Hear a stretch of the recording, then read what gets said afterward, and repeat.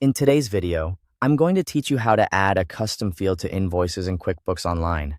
If you want to track extra information on your invoices, like a reference, internal code, date, or another detail that matters to your workflow, adding a custom field is a simple way to do it. Once it's set up correctly, that field can appear directly on your invoices so you can fill it out whenever needed. To get started, sign into your QuickBooks Online account. After you're logged in, look to the top area of the screen and click the gear icon. From there, select Custom Fields. This is where QuickBooks lets you create additional fields that can be used across different forms and records. Once you're in the Custom Fields area, click Add Field or New Custom Field, depending on the version you see on your screen.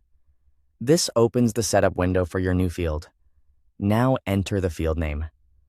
Choose a name that clearly describes the information you want to capture on the invoice.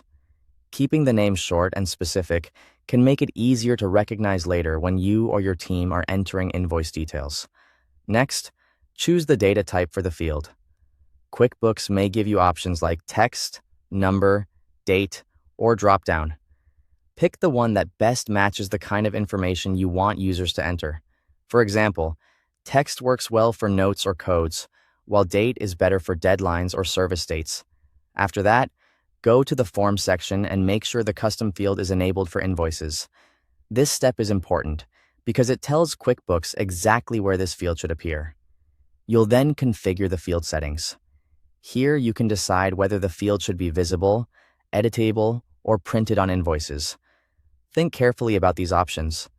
If customers need to see the information, make sure printing is enabled.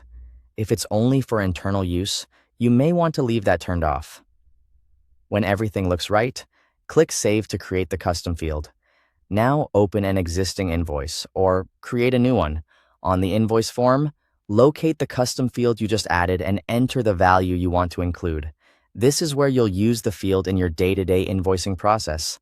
Once the information is entered, click Save and Close or Review and Send, depending on what you want to do next. And that's it. You've successfully added a custom field to invoices in QuickBooks Online. Thanks for watching.